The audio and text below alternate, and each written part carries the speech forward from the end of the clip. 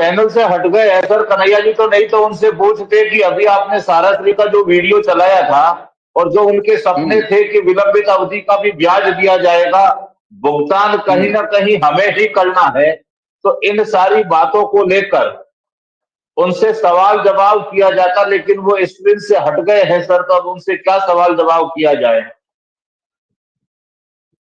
हाँ, वो ये बात कह करके नहीं है। चलो आ गए सर, वापिस आ गए हैं सर, आ गए हैं, तो मैं इनसे निवेदन करूंगा कन्हैया साहब जी को कि अगर पैनल पर आकर अभी जो आपने वीडियो चलाया था सारा श्री का, उनमें वो कहते दिखे कि हम विलंबित अवधि का भी ब्याज देंगे और भुगतान कहीं ना कहीं हमें ही करना है, तो इस कथन को वो कहां तक सार्थक करते हैं, या आगे जैसे मान लो एक बार मैनेजमेंट सामने आकर ये भी कह दे कि ब्याज हम देंगे, पोर्टल से भुगतान हो रहा है, ब्रांच से होगा या नहीं होगा, कैसे क्या होगा, तो कम से कम जमाकर्ताओं के बीच में जो भ्रम वाली स्थिति है वो तो कम से कम दूध और पानी का पानी हो जाए सर।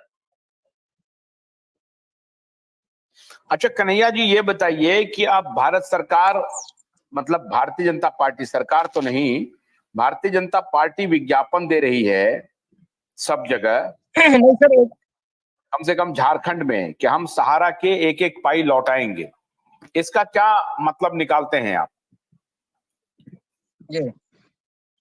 बोलिए कन्हैया जी, इसका क्या मतलब है? भारतीय जनता पार्टी अभी झारखंड में विज्ञापन दे रही है कि सहारा का एक एक पाई लौटाएंगे। पहले मैं सर ये पाल जी का जरा जवाब दे दूं। हाँ पाल जी, आप केवाईसी कब जमा करा रहे हैं? क्या चीज? आप क्यूआई को जरा केवाईसी जमा करेंगे, फिर आपकी जितनी भी समस्या है उस पर और आपका जो भी समाधान होगा हम करवाएंगे। जहाँ तक हेल्थोरियम का सवाल है तो कोई स्कैम नहीं है, आपका नहीं करवाएंगे, अपना निकाल पाए आप केवाईसी जमा करवाइए, लोगों को आप केवाईसी जमा करवाइए। सिर्फ झूठ बोल के लोगों को गुमराह तो कर रहे हो, और क्या क्या रहे हो यहाँ बैठ करके। तुम्हें आईडी दे देंगे, आप करा देंगे। ये आरएम तुम्हारा केवाईसी बैठा हुआ है देहरादून में, केवाईसी जमा करा दीजिए, फिर बात जो 1,000 रुपए लेकर के डिस्पेंसरी हटा रहा है। केवाईसी जमा करवाइए, फिर सारा समस्या का समाधान हो जाएगा। मैंने केवाईसी नहीं, सारा चीज होगा। तुम्हारा आरएम जो है लेटर दे रखा लिख करके, और 3 आईडी जमा कर रखा हूँ कि 3 पार्ट में जो है हेल्थोरियम का पैसा आएगा, 3 पार्ट में आएगा, और तीनों लोगों के पैन कार्ड आधार कार्ड दे रखा। पूछो ना, तुमको पता नहीं है देहरादून में तुम्हारा आरएम बैठा हुआ है सहारा का चोर। हम सर इनका केवाईसी ले लीजिए, फिर बात करते हैं सर। ठीक है, आप अपना केवाईसी भेज दीजिए कन्हैया को, हम फॉरवर्ड कर देंगे और आपकी समस्या का समाधान करेंगे। बात होगी। नहीं सर, हम भेज देंगे कि अनर पे भेज दें, ये क्या कराएंगे? ये तो जैसे यहाँ आकर के झूठ बोलते हैं वैसे झूठ बोल रहे हैं। ये मेरे आधार कार्ड का दुरुपयोग कर सकता है, पैन कार्ड का दुरुपयोग कर सकता है, कैसे हम विश्वास कर लेंगे जब इसके आरएम पे नहीं, जिसने लिखित में लेटर दे रखा उस पे नहीं विश्वास किया जा सकता। उसने 4 साल से घुमा रखा। मैं पुलिस को जो बयानबाजी दिया है लिखित में सिग्नेचर से, वो कह रहा है कोई हेल्थोरियम मेरे यहाँ नहीं थी, कोई फ्यूचर फंड का भुगतान का कोई वो नहीं है कि कंपनी अगर प्रॉफिट में नहीं रहेगी तो फ्यूचर फंड का भी भुगतान नहीं होगा। देंगे आपको रिटर्न में, मांग लीजिए। यहाँ पे कह रहे हैं कि बहन की उनको शादी करनी है जनवरी में, तो कोई भुगतान हो सकता है क्या?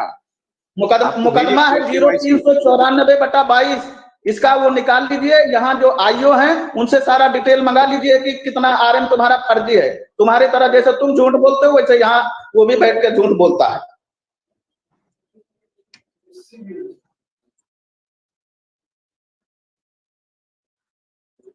अच्छा एक काम करते हैं कन्हैया जी, ये बताइए, मेरा रिक्वेस्ट है कि जब तक केवाईसी कोई नहीं दे उनको सर रिस्पॉन्स न दिया जाए।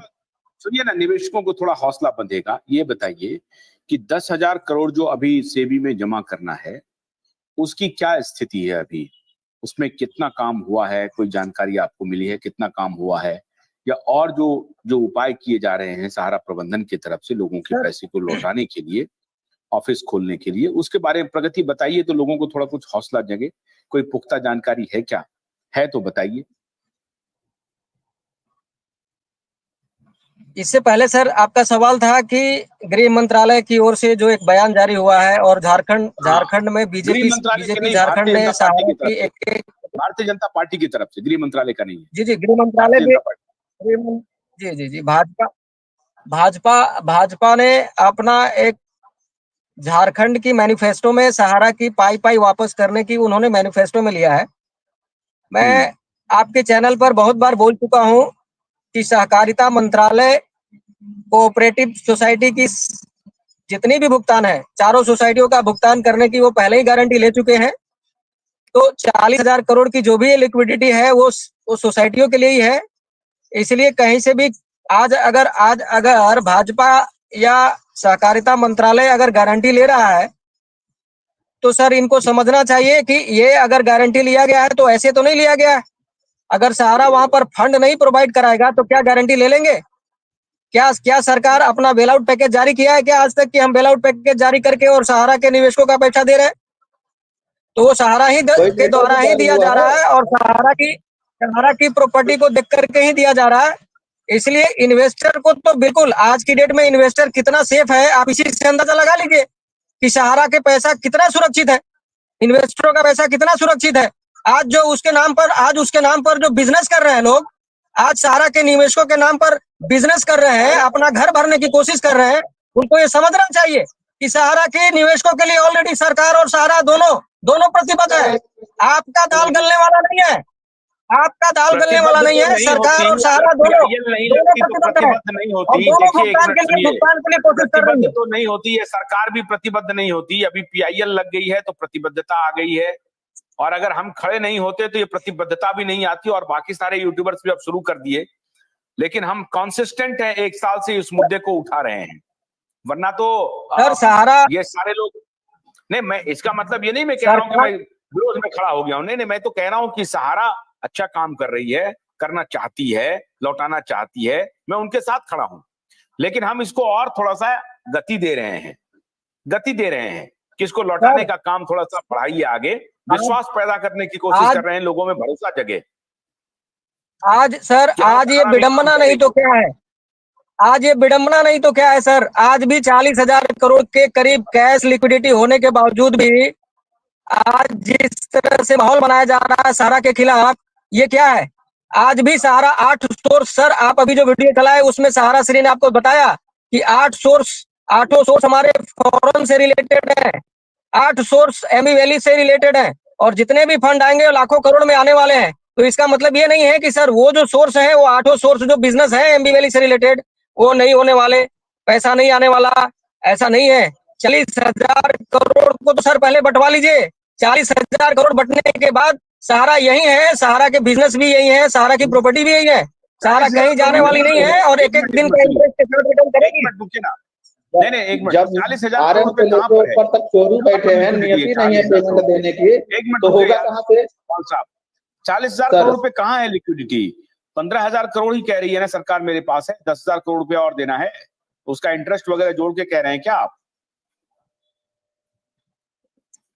सर इंटरेस्ट के साथ आज की डेट में 25,000 करोड़ के करीब सेबी के पास पड़ा है। 5,000 करोड़ जो सीआरसीएस को दिया गया है, जिसमें से अभी करीब 700-800 करोड़ बटे हैं, 1,000 करोड़ के करीब एवरेज बटे हैं। और जो 25,000 के करीब कहां? 25,000 तो आपको लौटाने थे, वो सेबी तो उस दिन भी आंकड़ा दिया है ना, 15,000 कुछ करोड़ रुपए ही है उनके पास, जिसमें से 10,000 करोड़ रुपए अभी आपको देने हैं। इंटरेस्ट के साथ बोल रहा हूं मैं सर, इंटरेस्ट के साथ देने हैं 25,000 करोड़ प्लस 10,000, 35,000 करोड़, और 5,000 करोड़ ऑलरेडी सहकारिता मंत्रालय के पास है। 40,000 करोड़ की लिक्विडिटी की बात हम लोग जो करते हैं वो यही है, और भी बहुत सारे अकाउंट फ्रीज पड़े हैं, उसमें भी फंड पड़े हैं। तो 40,000 करोड़ के करीब ऑलरेडी है। जो 10,000 करोड़ अभी जा रहे हैं, जो अभी आप पूछ रहे थे कि 10,000 करोड़, अभी तो कोई फंड, एक मिनट है, अभी तो कोई अभी कोई अकाउंट तो फ्रीज नहीं है, अभी कोई अकाउंट फ्रीज नहीं है, सारे अकाउंट खोल दिए हैं। सुप्रीम कोर्ट ने कहा कोई बंदिश नहीं है आपके अकाउंट पे, कोई कौन सा अकाउंट फ्रीज है? ईडी ने जो अभी अकाउंट फ्रीज किया उसकी बात कह रहे हैं आप? नहीं, इससे पहले भी सर बहुत सारे अकाउंट फ्रीज पड़े हैं, बहुत सारे अकाउंट सोसाइटी के भी अकाउंट फ्रीज पड़े हैं। अभी भी अकाउंट अच्छा, फ्रीज पड़े हैं। आज जो बताया जाता है, एक मिनट, आज जो बताया जा रहा है सर, पूछिए क्या बोल रहे हैं, अबे पूछिए अबे क्या पूछ रहे हैं। आशुतोष जी नमस्कार। मैं कन्हाई शाह के लिए 10 मोबाइल बदला हूं, 10वें पे जुड़ा हूं। कन्हाई शाह की शकल सूरत से देखते हुए लगता है कि ये किसी गली मोहल्ले के बच्चों को पढ़ा रहे हैं, और वो बच्चे बेहद अशिक्षित हैं। कन्हाई शाह जैसे लोग ये भूल जाते हैं कि जिस यूनिवर्सिटी से डिग्री लेकर के आए हैं, उस यूनिवर्सिटी को ठीक करने हम लोग आए हैं, और उनको ठोक बजा के ठीक कर देंगे। और इतनी